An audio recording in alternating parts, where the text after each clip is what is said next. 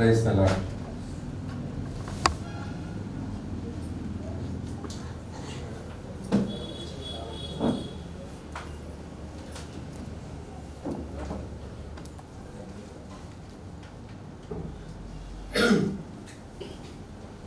లూకా సువార్త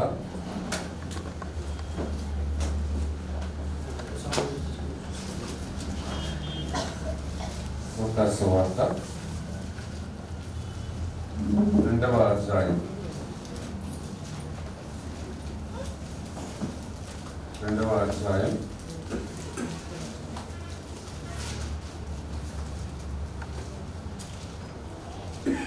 13-14 వచనాలు చదువుకుందాం. లూకా సువార్త 2వ అధ్యాయం 13-14 వచనాలని మనమందరం కలిసి చదువుకుందాం. వెంటనే కూడా నుండి దేవునికి మహిమ, ఆయన ఇష్టమైన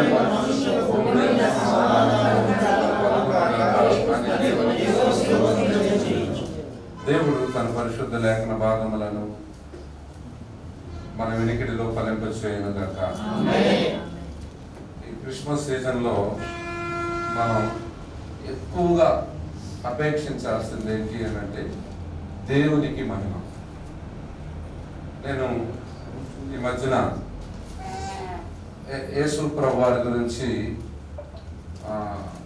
ఒక చిన్న నోట్స్ రాస్తా ఉన్నాను. ఆ టైటిల్ ఏంటంటే మహిమ నుండి మహిమ, మహిమ నుండి మహిమ. అయితే నాకు అలాగ వెతుకుతున్నప్పుడు దాదాపు ఒక 72 మెట్లు నాకు కనపడ్డాయి. బ్రదర్ వింటున్నారు? 72 మెట్లు నాకు కనపడ్డాయి. అందులో మొదటిది ఏంటంటే మహిమ నుండి బెత్లెహేముకు శిశువుగా యేసు ప్రభు వచ్చిన సందర్భాన్ని మనం ఇక్కడ చూస్తా ఉన్నాం. ఎందుకు ఇలాగ మనం దేవుని వాక్యాన్ని ధ్యానిస్తూ ఉండాలి అనంటే ఆయన బోధనలను మనం అనుసరించడానికి, ఆయనతో ఆధ్యాత్మిక సంబంధాన్ని మనం కలిగి ఉండటానికి, యేసు ప్రభువారి యొక్క సమగ్రవంతమైన జీవితాన్ని అధ్యయనం చేయటానికి. ఉదాహరణకి ఒక ఏనుగు ఎలా ఉంది అని అంటే ముందు నుండి చూసేవాడు ఒకలా చెప్తాడు, వెనక నుంచి చూసేవాడు ఒకలా చెప్తాడు, ఇరువైపుల నుంచి చూసేవాడు ఒకలాగా చెప్తాడు. కానీ వాస్తవానికి ఈ 4 పిక్చర్స్ని ఒక దగ్గర పెట్టి ఒక క్రికెట్ మ్యాచ్ని మనం క్షుణ్ణంగా థర్డ్ ఎంపైర్కి ఇస్తాడు కదా, ఇలాగ అంటే ఆయన 4 దిశలో ఉన్న కెమెరాలను పరిశీలించి ఒక డెసిషన్ ఇస్తాడు. అలాగే యేసు ప్రభు వారి యొక్క జీవితాన్ని మనం అధ్యయనం చేస్తున్నప్పుడు ఈ 4 సువార్తల్ని కలిపి చదవడం కూడా మనం అలవాటు చేసుకోవాలి. హల్లెలూయా, హల్లెలూయా. అంటే కొంతమంది ఒక్కరిదే చదివామనుకోండి, వారి చూపును బట్టి వారి వివరణ ఉంటుంది. అంటే నలుగురిని పరిశుద్ధాత్మ దేవుడు ఎలా వాడుకున్నాడు అనేది చాలా ఇంపార్టెంట్. ఈరోజు లూకా సువార్త ఈ 2వ అధ్యాయం మొదటి 21 వచనాల్లో the story is old but it is ever new. ఈ కథ చాలా పాతదే, కానీ ఇది ఎప్పటికీ క్రొత్తదే. ఈ లూకా సువార్త 2వ అధ్యాయాన్ని మనం 21 వచనాల్లో 3 భాగాలు చేసుకుంటే, మొదటిది ఏంటి అని అంటే యేసు ప్రభు యొక్క 3 చిత్రపటాలు ఇక్కడ కనబడతాయి. ఒకటి, క్రిస్మస్లో మరియ యోసేపుల యొక్క పాత్ర ఏంటి, క్రిస్మస్లో పరలోక దేవదూతుల యొక్క పాత్ర ఏంటి, క్రిస్మస్లో గొర్రెల పాత్ర ఏంటి, ఏటి గొర్రెల కాపరుల పాత్ర ఏంటి. ఏటి పియర్సన్ అనే ఒక గొప్ప బైబిల్ పండితుడు ఏమంటాడంటే హిస్టరీ అంటే హిజ్ స్టోరీ అని అన్నాడు. చరిత్ర ఆయన కథ. చరిత్ర ఆయన కథ అయితే ఆ కథలో మరియ యోసేపుల పాత్ర ఉంది, దేవదూతల పాత్ర ఉంది, గొర్రెల కాపరుల పాత్రలు ఉన్నాయి. చరిత్ర ఆయన కథ అయితే ఆ కథలో నీ పాత్ర ఏంటి, నా పాత్ర ఏంటి అనేది మనం పరిశీలన చేసుకున్నాం. నేను చాలా సంవత్సరాల క్రితం గ్రూప్స్ అవి ప్రిపేర్ అవుతున్నప్పుడు నేను శ్రీకాకుళం నుంచి నా ఫ్రెండ్ ఒకడు ఉండేవాడు. ఇద్దరము రూమ్లో ఉండేవాళ్ళు. మేము వెళ్ళే విజయనగరం సంగీత కళాశాలకి ఫేమస్ కదా సంగీతానికి.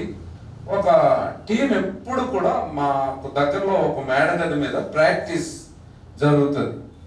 అయితే వాళ్ళ వల్ల మాకు కొంచెం చిరాకు వచ్చేది. అప్పుడు నా ఫ్రెండ్ గురుగారు ఎప్పుడు ప్రాక్టీస్ అయినా లేకపోతే ప్రోగ్రామ్స్ ఉంటాయా అని అడిగాడు. బాబు ఎప్పుడు ప్రోగ్రామ్ ఉంటుందో తెలియదు, కానీ మేము నిత్యము సాధన చేయకపోతే ఆ ప్రోగ్రాంలో మా పాత్ర మేము సరిగా నిర్వహించలేము అని అన్నాడు. అంటే మన జీవితంలో దేవుడు నీకంటూ ఒక పాత్రను, నాకంటూ ఒక పాత్రను, మనందరికీ చరిత్ర ఆయన కథ అయితే ఆ కథలో మన పాత్రలు కూడా ఉంటాయి. ఆ పర్టికులర్ టైంలో నువ్వు దేవుని కొరకు నీ పాత్ర ద్వారా ఆయన్ని మహిమపరచటం అంతే. దాని కొరకు కొంతమందికి 70 సంవత్సరాలు ఇస్తాడు, దానికి 40 సంవత్సరాలు ఇస్తాడు. దాని కొరకు కొన్నిసార్లు మరణ పడక మీద నుంచి లేపి వారి పాత్రను వారు పోషించేటట్లు చేస్తాడు. ఇదంతా కూడా యేసు ప్రభు కథలో మన పాత్రల కొరకై మనల్ని మనం నిత్యము రిహార్సల్స్ చేసుకుంటూ ఉండాలి. చాలాసార్లు శిశువు అనగానే చాలా బలహీనంగా ఉంటాడని అనుకుంటాం. కానీ ఈ శిశువును పరలోకపు శక్తికి కేంద్రంగా చూపించాడు. ఆ శిశువు బెత్లెహేములో పుడితే ఆ రోజు బెత్లెహేముకి ప్రపంచం దిగి వచ్చినట్లుగా మనం సంభవాలు పరిస్థితులను బట్టి అంటే పరలోకానికి పరలోకపు శక్తికి కేంద్రంగా ఆ శిశువును లోక భక్తులు మనకి చూపించాడు. ఆయన జన్మస్థలం ప్రపంచాన్ని ఆకర్షించింది. ఈ ప్రపంచంలో యేసుక్రీస్తు జననం అంత ఆకర్షణీయమైన జననం ఈ ప్రపంచంలో ఇంకేది కూడా లేదు. అయితే ఫ్రెండ్స్, నేను కొన్ని ఆలోచన కదా మనకి కొన్ని చెప్తాను. దేవుడు అనగానే మనకి చాలా క్యారెక్టర్స్ కావాలి. ఫస్ట్ ఏమిటంటే ఆయన అదృశ్యుడు. ఎవరండి దేవుడు? ఎవరు? అదృశ్యుడు. అదృశ్యుడు అనంటే ఇన్విజిబుల్, కనిపించదు. ఇది కొలస్సీలో కూడా మనం చూస్తాం 1:15. యోహాను 4:24 గాడ్ ఈజ్ స్పిరిట్, దేవుడు ఆత్మ. God is invisible. నేను అట్లా ఎక్కువ వివరించను. 1 తిమోతి 6:16 గాడ్ ఈజ్ ఇమ్మోర్టల్, అమరత్వం కలిగిన వాడు. తర్వాత గాడ్ ఈజ్ ఇమ్మెన్స్, ఆయన అనంతుడు 23-24. తర్వాత గాడ్ ఈజ్ ఇన్ఫినైట్. ఎవరంటే ఆయన అనంతుడు, అంటే ఆయనకు పరిమితులు లేవు. మరి అలాంటి గొప్ప దేవుని గురించి బైబిల్లో యోబు భక్తుడు అంటాడు, ఆయన ఈ లోకానికి రావటానికి చాలా రీజన్స్ ఉన్నాయి. అందులో ఒక రీజన్ ఏంటి అని అంటే దేవునితో మానవునికి సంబంధం పాపం మూలంగా ఏమైంది? పగిలిపోయింది, బెడిసికొట్టింది. దేవునితో మానవునికున్న 4 రిలేషన్స్, 4 రకాలైన సంబంధాలు. దేవునితో మనిషికున్న సంబంధం స్పిరిచువల్ రిలేషన్, దేవునితో లేకపోతే ఆదాముకి అవ్వతో ఉన్న రిలేషన్ సోషల్ రిలేషన్షిప్, తర్వాత తనతో తనకున్న రిలేషన్ మానసిక సంబంధం, తర్వాత సృష్టితో ఉన్న సంబంధం, కాస్మలాజికల్ రిలేషన్షిప్. ఈ 4 సంబంధాలు కలిగి ఆదామును ఒక కంప్లీట్ మ్యాన్ గా దేవుడు ఈ లోకంలో సృష్టించి సమస్తం పైన అథారిటీ ఇచ్చాడు. పాపం మూలంగా అన్నీ కోల్పోయి ఈ మొదటి ఆదాము దేవునితో వైరం పెట్టుకున్నాడు. Sin against God. పాపం అనేది మనిషికి వ్యతిరేకంగా చేసేది కాదు, దేవునికి వ్యతిరేకంగా చేసేది. పాపం మూలంగా ఈ 4 సంబంధాలు పోగొట్టుకుని మానవుడు ఒంటరి అయిపోయాడు. ఇప్పుడు యెషయా భక్తుడు అంటాడు, రండి మన వివాదము తీర్చుకుందాము. ఇర్మియా భక్తుడు అంటాడు, వ్యాజ్యం ఉంది, న్యాయ విమర్శ ఉంది. యోబు భక్తుడు ఒక అడుగు ముందుకేసి, నాకును నా దేవునికి ఒక మధ్యవర్తి ఉంటే ఎంత బాగున్ను. ఆ మధ్యవర్తి ఆ ఇన్విజిబుల్ దేవుణ్ణి చూడగలగాలి, నన్ను కూడా చూడగలగాలి. ఆయన మీద చెయ్యి ఉంచగలగాలి, నా మీద చెయ్యి ఉంచగలగాలి. మా ఇద్దరిని ఒప్పించగలిగిన ఒక మధ్యవర్తి ఉంటే ఎంత బాగున్ను అని యోబు భక్తుడు వాపోతాడు. మరి అదృశ్యుడైన దేవుణ్ణి, ఈ అనంతుడైన దేవుణ్ణి, ఈ అపరిమితుడైన దేవుణ్ణి, ఈ అమర్చుడైన దేవుణ్ణి ఆయన చూసి ఎవరు బ్రతకలేరు. అలాంటి దేవుని మీద చేయించగలగాలి, పాపి అయిన మానవుని మీద చేయించగలిగిన ఒక మధ్యవర్తి కొరకై పాత నిబంధన భక్తులు అందరూ కూడా ఎదురు చూస్తూ బ్రతికేశారు. దేవుడు ఒక్కడే, దేవునికి నరులకు మధ్యవర్తి ఒక్కడే, ఆయనే క్రీస్తు యేసను. ఆయన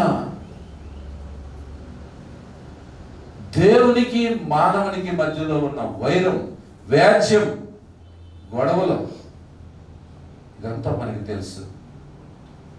మధ్యవర్తిత్వం చేయటానికి దేవుడు తన మహిమనంతా విడిచిపెట్టి బెత్లెహేములో ఒక శిశువుగా ఆయన జన్మించాడు. అయితే నేను కొన్ని మాటలు మీ గమనానికి తీసుకొస్తాను. 2వ అధ్యాయము మొదటి 7 వచనాలు చదువుదామా? లోకాసు సువార్త 2వ అధ్యాయము మొదటి 7 వచనాలు త్వరగా చదువుదాం. ఆ దినములలో సర్వలోకమునకు ప్రజాసంఖ్య వ్రాయవలెనని కైసరు ఔగుస్తు వలన ఆజ్ఞ ఆయను. ఇది కురేనియా సిరియా దేశమునకు అధిపతి అయి ఉన్నప్పుడు జరిగిన మొదటి ప్రజాసంఖ్య. అందరూ ఆ సంఖ్యలో వ్రాయబడుటకు తమ తమ పట్టణములకు వెళ్ళిరి. యోసేపు దావీదు వంశములోను గోత్రములోను పుట్టినవాడు కనుక తనకు భారీగా ప్రదానము చేయబడి గర్భవతి అయి ఉండిన మరియతో కూడా ఆ సంఖ్యలో వ్రాయబడుటకు గలిలయలోని నజరేతు నుండి యూదయలోని బెత్లెహేము అనబడిన దావీదు ఊరికి వెళ్ళెను. వారు అక్కడ ఉన్నప్పుడు ఆమె ప్రసవ దినములు నిండిన గనుక తన తొలిచూలు కుమారుని కని పొత్తి గుడ్డలతో చుట్టి సత్రములో వారికి స్థలము లేనందున ఆయనను పశువుల తొట్టులో పరుండ పెట్టబడెను. చూడండి, ఈ మెస్సయ, ఈ మధ్యవర్తి లేకపోతే ఈ రక్షకుడు, ఈ ఇమ్మానుయేల్ యూదయ బెత్లెహేములో పుట్టాలి. దీని కొరకై ఒక 3 పాత్రలనే మనం ఈరోజు ధ్యానించబోతున్నాం. నేను త్వరగా చెప్తాను, చాలా జాగ్రత్తగా వినండి.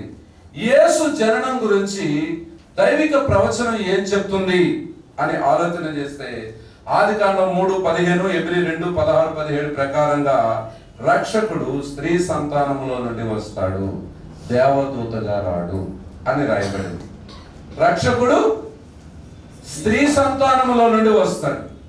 ఆదికాండం 12:1-3, సంఖ్యాకాండం 14:17 ప్రకారం ఏ జూ నాట్ ఏ జెంటైల్, ఆయన ఒక అన్యుడిగా రాడు, ఒక యూదునిగా వస్తాడు అని మనం చూస్తాం. ఆదికాండం 49:10లో ఆయన యోధా గోత్రములో నుండి రక్షకుడు వస్తాడు అని రాయబడింది.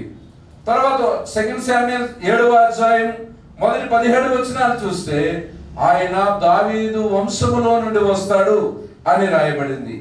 మీకా 5:2 చూస్తే ఆయన యోదయ బెత్లెహేములో నుండి వస్తాడు అని రాయబడింది. యెషయా 7:14 చూస్తే ఆయన కన్యక గర్భములో నుండి వస్తాడు అని రాయబడింది. అంటే చూడండి, స్త్రీ సంతానములో నుండి, తర్వాత యూదునిలో నుండి, యోధా గోత్రములో నుండి, యాకోబులో నుండి, దావీదు వంశములో నుండి, యోదయ బెత్లెహేములో నుండి, ఒక కన్య గర్భములో నుండి రక్షకుడు, విమోచకుడు, మధ్యవర్తి రాబోతున్నాడని ప్రవచనాలు చెబుతున్నాయి. ప్రియమైన వారలారా, ఈ రాయబడిన ప్రవచనాలు చివరికి ఎవరిని తీసుకొస్తుంది అని అంటే, కన్యక గర్భములో రక్షకుడు వస్తాడు అని తీసుకొస్తా ఉంది. అయితే ఈ సందర్భాన్ని మనం లూకా సువార్త, మత్తయి సువార్త మనం ఆలోచన చేస్తే, ఈ మొదటి అధ్యాయంలో మనం చూస్తే దేవుని దూత మరియ దగ్గరికి వచ్చి, కన్యక యొద్దకు దేవుని చేత పంపబడెను, ఆ కన్యక పేరు మరియ. 28వ వచనం, ఆ దూత లోపలకు వచ్చి ఆమెను చూచి, దయాప్రాప్తురాల నీకు శుభము. మరియ దగ్గరికి దేవుని దూత వచ్చింది. చాలా జాగ్రత్తగా వినండి. దయాప్రాప్తురాల, హైలీ ఫేవర్డ్. మూడోది, ప్రభువు నీకు తోడై ఉన్నాడు, నీవు దేవుని వలన కృప పొందితివి. చాలా జాగ్రత్తగా వినండి. ఈ మాటలన్నీ చాలా బాగున్నాయి. అంటే ఈ శుభవర్తమానం తెలియజేయటానికి పరలోకములో నుండి దేవదూత వచ్చారు. దయాప్రాప్తురాలా అని నాతో చెప్పారు. ప్రభువు నీకు తోడై ఉన్నాడు అని చెప్పాడు. దేవుని దూత నీవు కృప పొందితివి అని చెప్పాడు.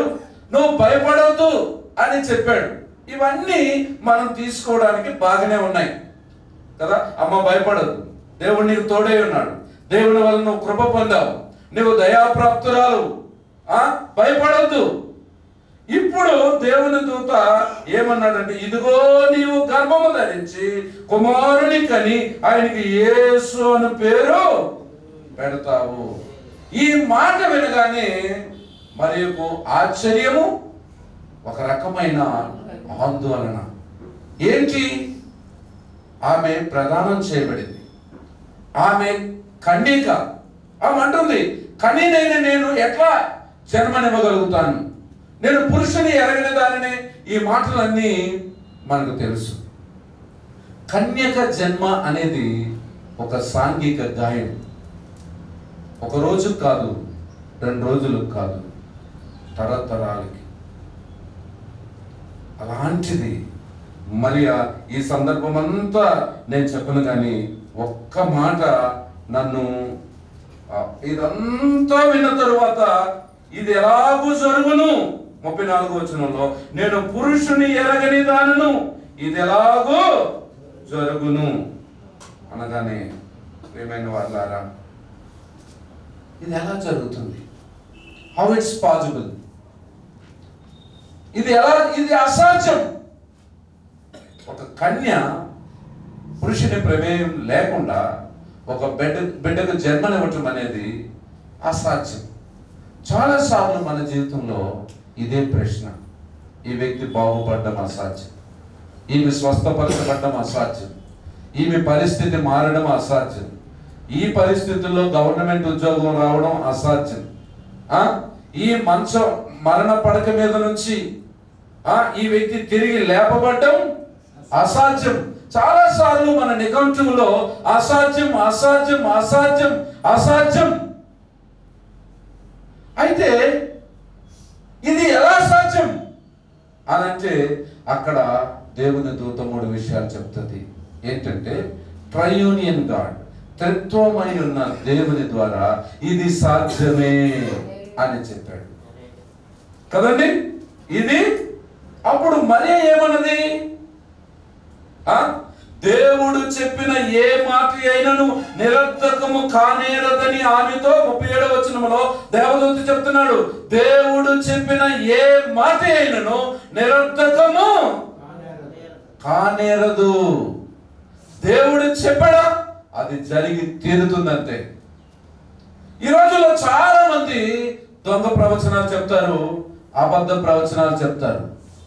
దేవుడు ఒకవేళ ఒక విషయాన్ని నీతో మాట్లాడితే, నాతో మాట్లాడితే, అది దేవుని మాటని, ఇది నీకోసమే అన్నట్లుగా దేవుడు నిన్ను ఒప్పిస్తే అక్షరాల అక్షరాల అక్షరాల ఆ మాట నెరవేరుతుంది. అది ఏ మాట అయినప్పటికీ కూడా. With God all things are possible. ఇది మనుషులకు అసాధ్యం, దేవునికి సమస్తము. దేవుడు చెప్పిన ఏ మాట అయినను నిరర్థకము కానేరదు అని చెప్పడం జరిగింది. ఎప్పుడైతే మరి ఈ వర్తమానం వినదో, ఇది ఒక పెద్ద సాంఘిక గాయం. ఏంటి అని అంటే కన్యక జన్మం. కానీ మరి అన్నది, ఇదిగో ప్రభుదాసురా, ఇదిగో ప్రభుదాసురా అని మాట. ప్రియమైన వారు, నీ మాట చొప్పున నాకు జరుగును గాక. అంతటా ఆ దూత ఆమె యొద్ద నుండి, అంటే మరియ పాత్ర ఏంటి అని అంటే, ప్రియమైన వాళ్ళారా, యేసుక్రీస్తు జననంలో ఒక పెద్ద సాంఘిక గాయాన్ని భరించటానికి, ఆ నామము నిమిత్తం అవమానం పొందటానికి, లోకరక్షకుణ్ణి ఈ లోకానికి దేవుడు తీసుకురావాల్సి వచ్చినప్పుడు తన పాత్ర నజరేతు లాంటి ఊర్లో జన్మించి ఉన్నటువంటి మరియ జీవితంలో అది ఎంతో అవమానం, నింద, గాయమైనప్పటికీ కూడా దేవుని చేత బోధించబడిన తరువాత, ఇదిగో ప్రభుదాసురాలని తను తాను దేవునికి అర్పించుకుంది. క్రిస్మస్లో పాత్రలు చాలా ఇంపార్టెంట్. మనం చాలాసార్లు బయట హంగులకే ప్రాధాన్యత ఇస్తాం. ఈ మాట అంత ఈజియెస్ట్ వర్డ్ కాదు. ఇదిగో ప్రభుదాసురా. ఇప్పుడు యోసేపు మత్తయి సువార్త ప్రకారంగా ఆమె రహస్యముగా విడనాడ ఉద్దేశించాను. ఇంతో నేను ఉండలేను. అతడు నీతిమంతుడే, అతడు భక్తిపరుడే, నిరీక్షణ కలిగిన వాడే, ఇతరులను గౌరవాన్ని కాపాడేవాడే, మంచి మనిషే. కానీ ఒక కన్య జన్మను,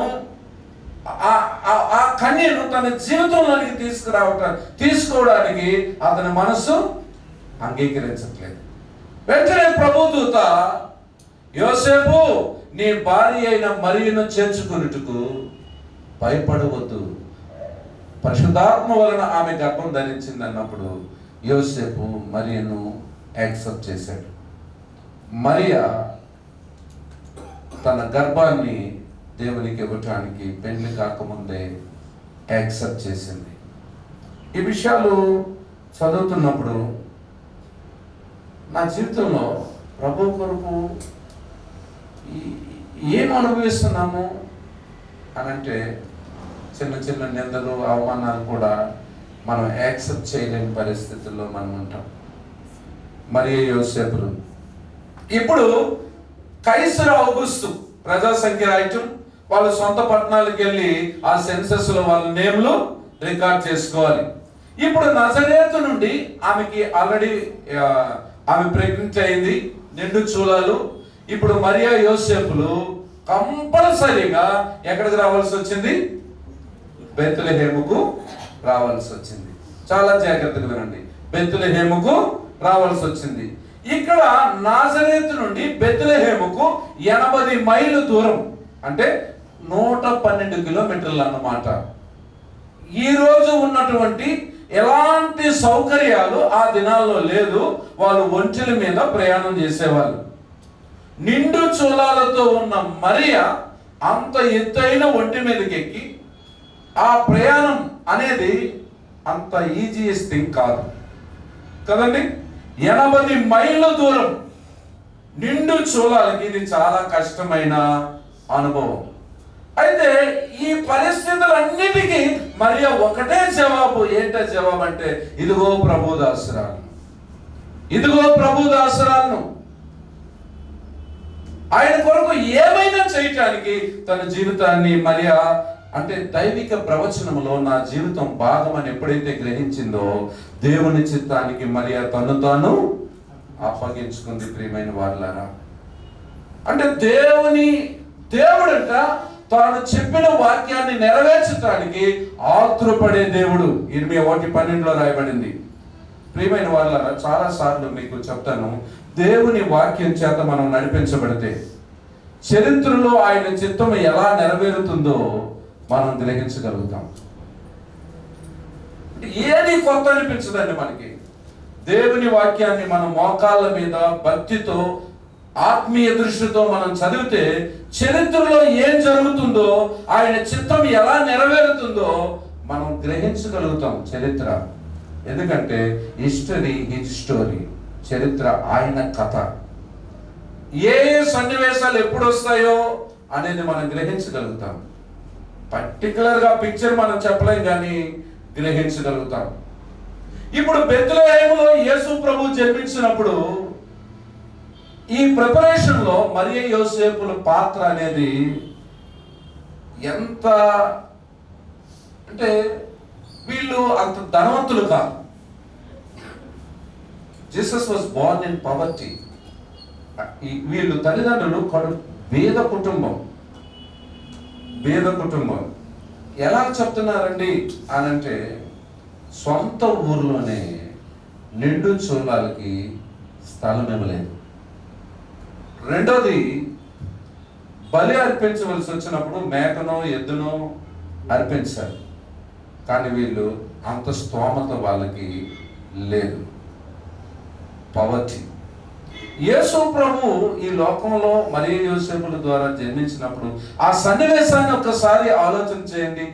ఈ తెల్లారినే స్వెటర్ లాగా ఒక సూట్ లాంటిది వేసుకోవాల్సి వచ్చింది. నేను అక్కడ ఇప్పేశాను, నేను అన్ఈజీగా ఉంటుందని కదండి. మరి వాళ్ళు ప్రతి గుమ్మం తట్టినప్పుడు అందరూ నిరాకరించినప్పుడు ఎంత humiliation. Jesus was born in humiliation.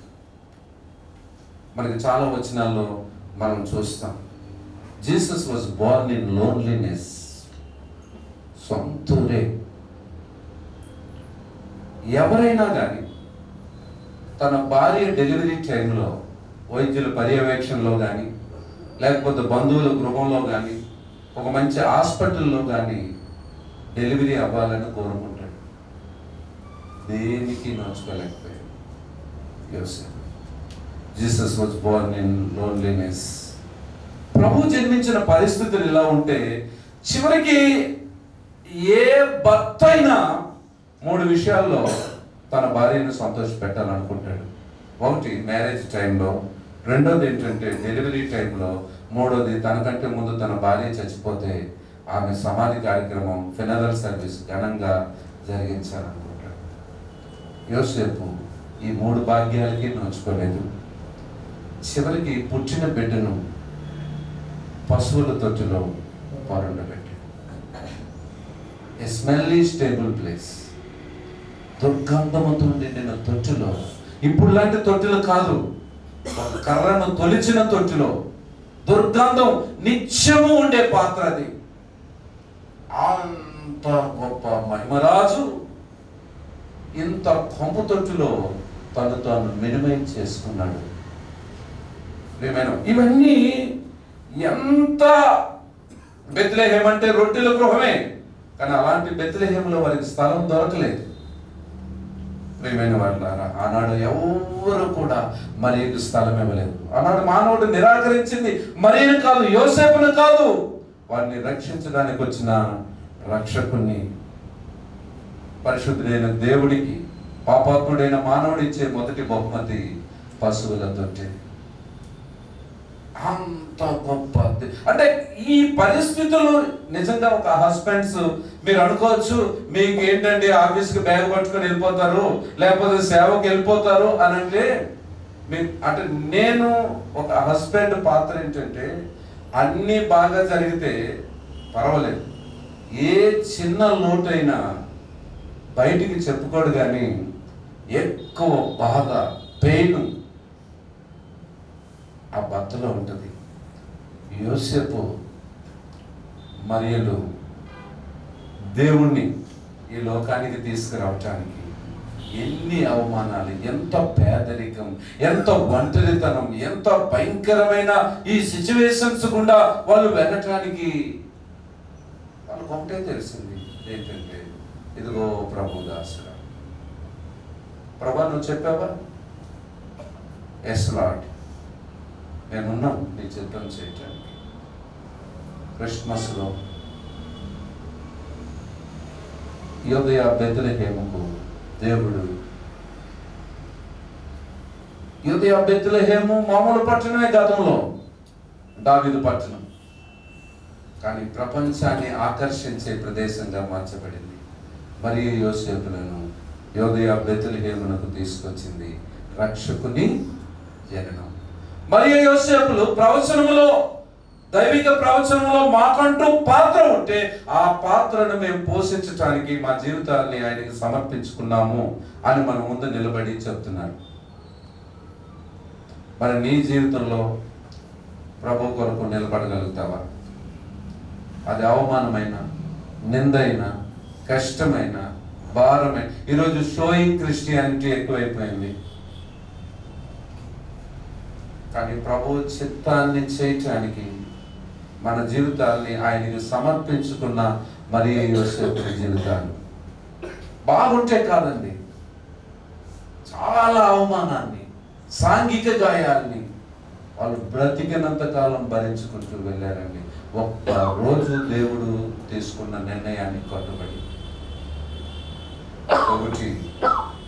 రెండోది, నేను ఎందుకంటే టైం అయిపోతుంది, రెండోది లూకా 8-14 వచనాల్లో యేసు ప్రభు జననం గురించి పరలోక దూత సమూహాన్ని ఆయన జననం ఎక్కడికి నడిపించిందంటే బెత్లెహేమునకు నడిపించింది.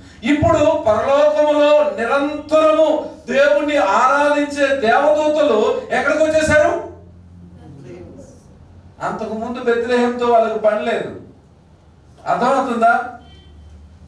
పరలోక దూత సైన్య సమూహము అంటే సృష్టికర్త సృష్టిలోనికి ఒక స్పీచ్లెస్ బేబీగా మారడం అనేది వాళ్ళకు కూడా ఆశ్చర్యమే. 1 తిమోతి 3:16 ప్రకారంగా మెస్సయాను గురించి మొట్టమొదటి అనౌన్స్మెంట్ దేవుడు గొర్రెల కాపర్లకు ఇచ్చాడు. నేను ఆలోచన చేస్తున్నాను, ఎందుకు గొర్రెల కాపర్లకు ఇచ్చావు?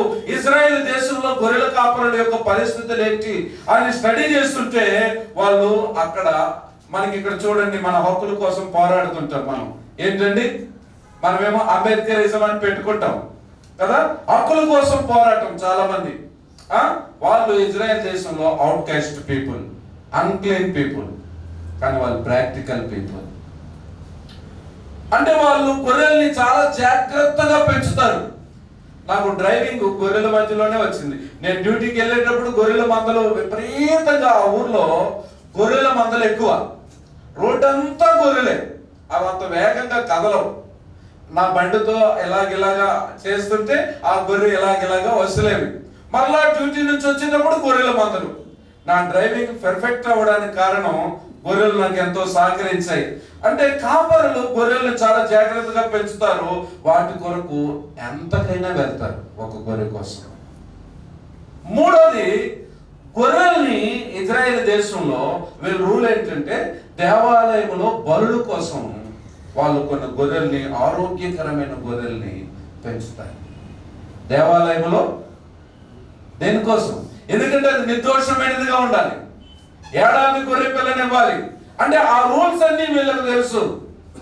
దేవాలయంలో బలుల కోసం పెంచుతారు. వీళ్ళు కష్టజీవులు, రాత్రి పగలు ఆ మంచులో, ఆ గడ్డిలోనే వాళ్ళు ఉంటారు.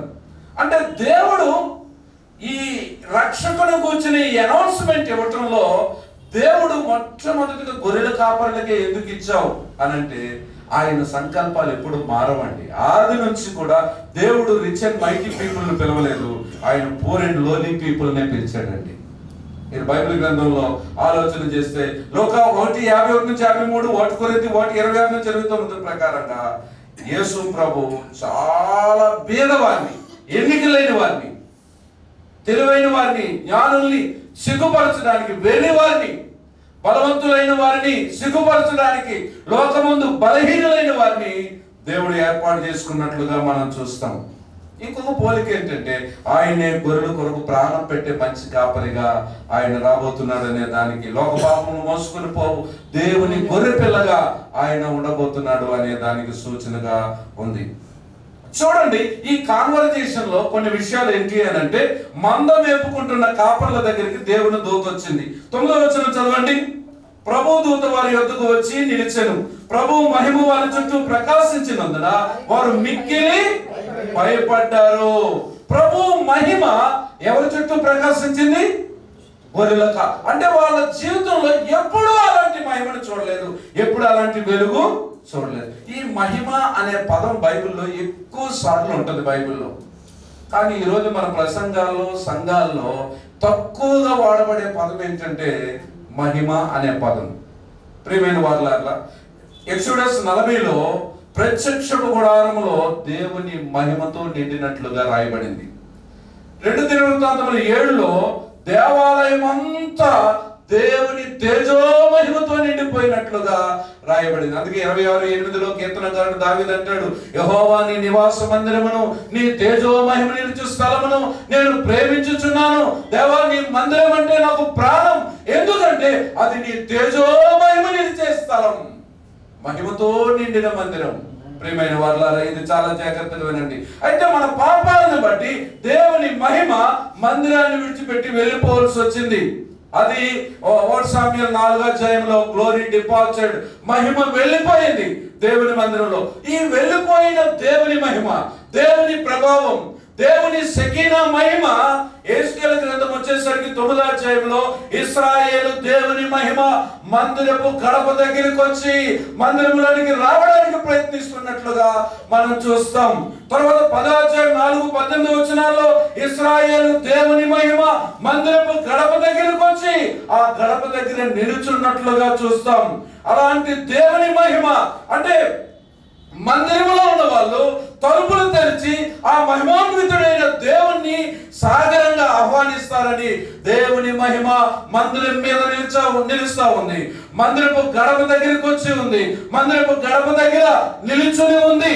ప్రియమైన వాళ్ళారా, ఆ చివరికి దేవుని మహిమను గురించి ఆ పట్టణం మీద, ఇశ్రాయేలు పట్టణం మీద మరలా దేవుడు తన మహిమతో ఆ ప్రాంతాలను నింపడానికి ఇష్టపడితే, ప్రియమైన వారలారా 8వ అధ్యాయంకి వచ్చేసరికి ఆయన అంటాడు 4-6 వచనాల్లో, నా పరిశుద్ధ స్థలమును నేను విడిచిపోయి వెళ్ళిపోయినట్లుగా మీరు చేశారు, నా మందిరాన్ని నేను విడిచి వెళ్ళిపోయేటట్లు చేశారు మీరు. ప్రియమైన వారలారా, మీరు చాలా జాగ్రత్తగా వినండి.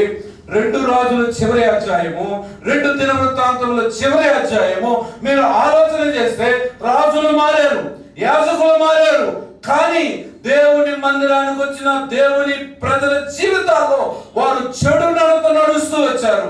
రాజులు చెడు నడత నడుస్తూ వచ్చారు, యాజకులు చెడు నడత నడుస్తూ వచ్చారు.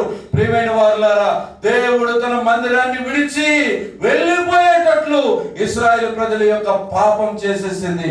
దేవుడు తన మహిమను విడిచిపెట్టి ఆయన వెళ్ళిపోయినప్పుడు ఆయన కనపడుతూ ఉన్నాడు, తిరిగి నా మహిమను దేవాలయంలోనికి తీసుకురావడానికి ఇష్టపడుతున్నాను. ఎవరైనా ఉన్నారా?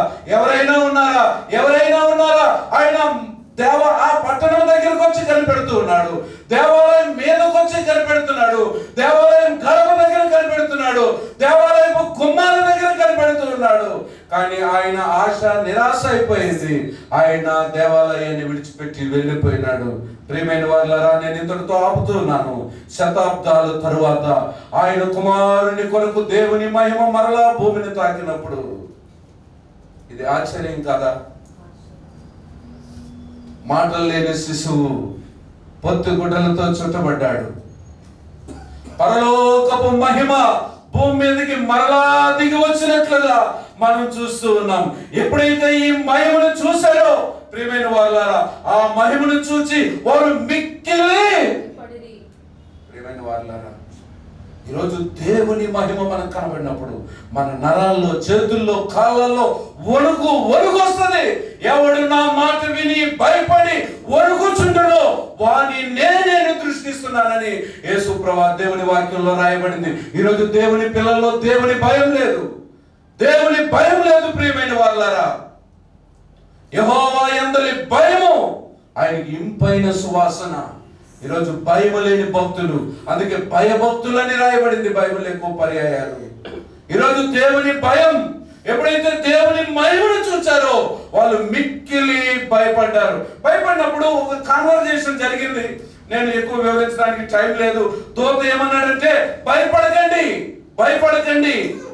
One of the key theme of the Christmas story, భయపడకండి, ఫియర్ నాట్, ఫియర్ నాట్. జకరియా భయపడకము, నీ ప్రార్థనలు వినబడ్డాయి. మరియా భయపడకము, నీవు దేవుని వలన కృప పొందింది. యోసేపు భయపడకు, నీ భార్య అయిన మరియను చేర్చుకున్నట్టుకు భయపడకము. యేసు ప్రభు ఎందుకు ఈ లోకానికి వచ్చాడంటే, జీవిత కాలం అంతా మరణ భయం చేత పీడించబడుతున్న మానవ జాతిని విమోచించడానికి వచ్చాడు. What is the message of the Christmas? Christmas is the message of the promise.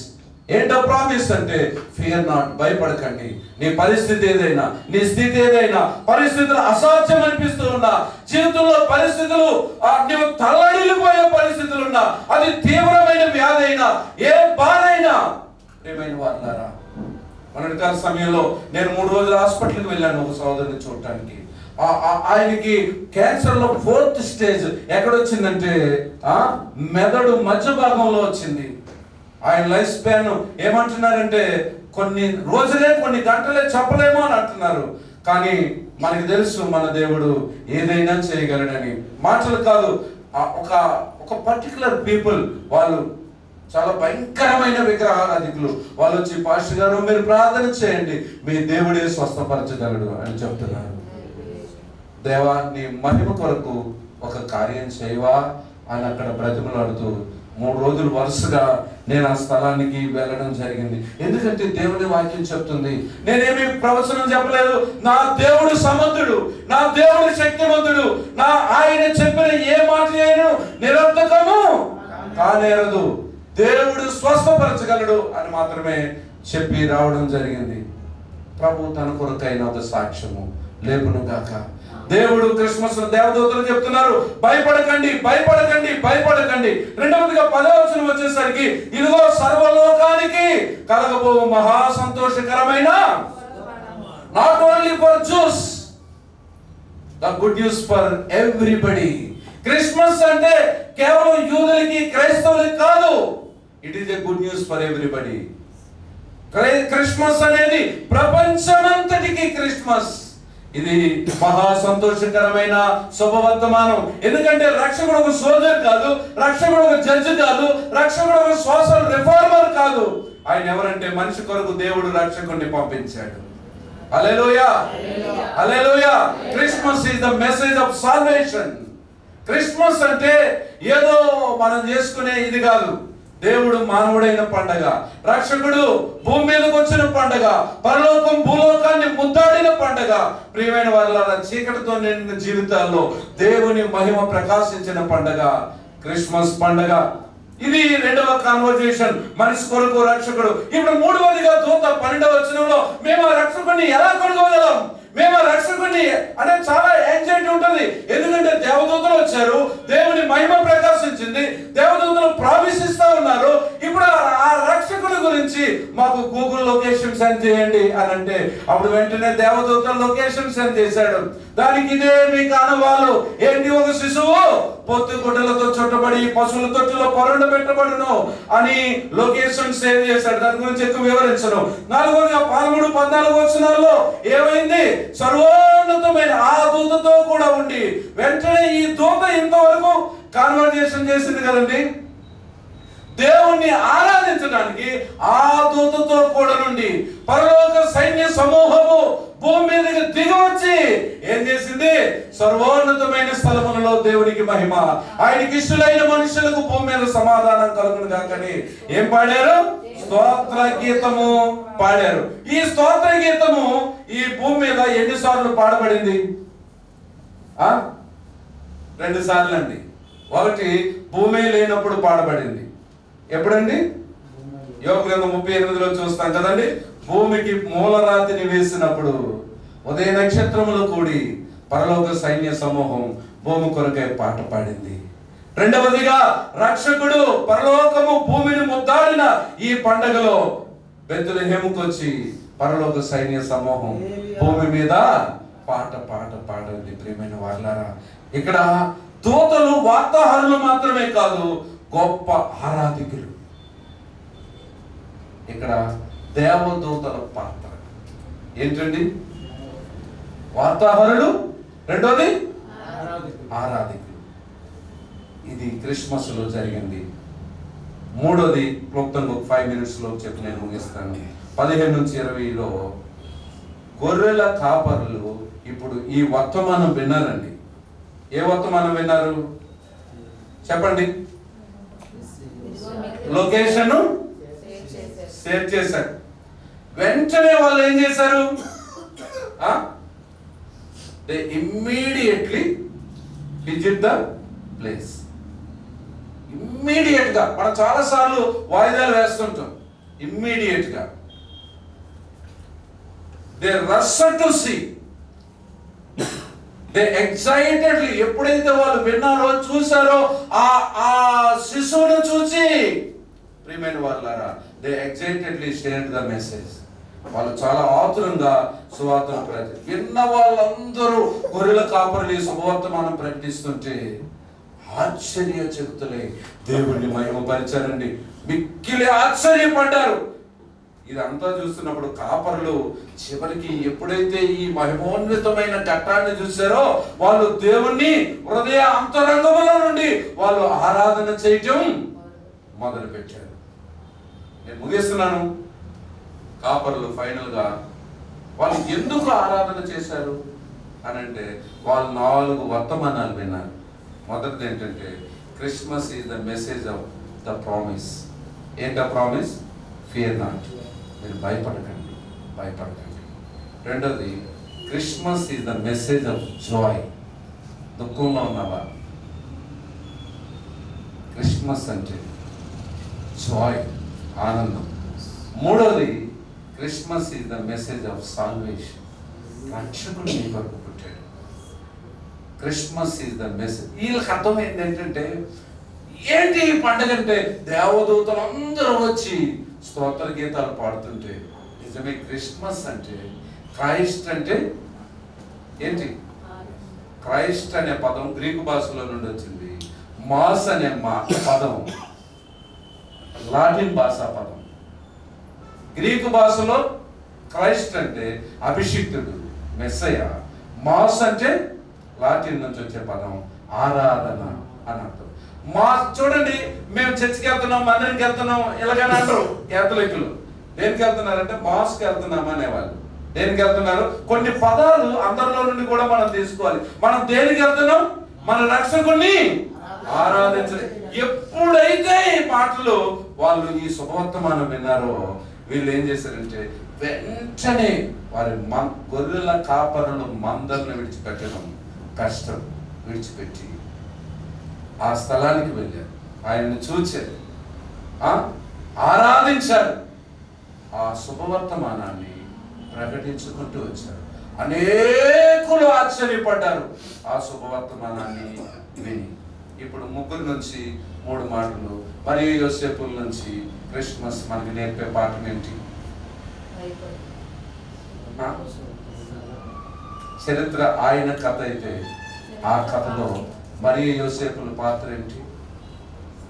పెయిన్ని భరించటానికి తమను తాము ఇదిగో ప్రభు దాసురా. ఇది ప్రతి క్రైస్తవులు చేయాల్సిన పని. దేవదూతల పాత్ర ఏంటి అక్కడ? ఆరాధించారు, ప్రకటించారు, అన్నీ చేశారు. ప్రియమైన వాళ్ళారా, ఈ బాధ్యత దేవుడు డానియల్ 12:3 ప్రకారంగా వీఆర్ ద ఏంజెల్స్, మనమే. నువ్వు బుద్ధిమంతురాలు అయితే ఈ పని మనం చేస్తాం. మూడవదిగా గొర్రెల కాపరులు దేవుని వర్తమానం అని గ్రహించారు, వెళ్ళి చూస్తామని నిర్ణయించుకున్నారు. త్వరగా వెళ్ళి శిశువుని చూచారు, విధేయత చూపించారు, శుభవర్తమానాన్ని ప్రచురం చేశారు, ప్రభువుని మహిమపరుస్తూ ఆరాధన చేశారు. ఈ సంవత్సరమైన ఈ క్రిస్మస్ నిన్ను ఇలాగ ఆత్మీయ కోణంలో ఆకర్షించును గాక. మూసుకుందాం. The common and non-religious people worshipping the Lord. ఒక సామాన్యమైన గొర్రెల కాపరులు ప్రభువుని ఆరాధించారు. రంగులు మా ప్రభు ఎంత సాంఘిక గాయాన్ని నీ చిత్తాన్ని నెరవేర్చడానికి దైవిక ప్రవచనంలో నా జీవితం భాగమని తెలుసుకున్నప్పుడు మరియా తను తాను సమర్పించుకుంది. నాయన మా జీవితాల్లో అలాంటి సమర్పణ దయచేయండి. దేవదూతలు ప్రభా రక్షకుని వర్తమానం ప్రకటించారు, ఆరాధించారు. దానియేలు 12:3 ప్రకారంగా మేము అనేకులను నీ చెంతకు తీసుకొచ్చి ఒక ఏంజల్స్ లా మమ్మల్ని మార్చండి ప్రభా. గొర్రెల కాపరులు ప్రభా ప్రకటించారు, ఆరాధించారు, ఆనందించారు. ఈ అనుభవాలు మాకు దయచేయండి. ఆత్మీయ కోణంలో మేము క్రిస్మస్ జరిపించుకోవడానికి సహాయం అనుగ్రహించండి. యేసు ప్రభు నామములో ప్రార్థిస్తున్నాం తండ్రి.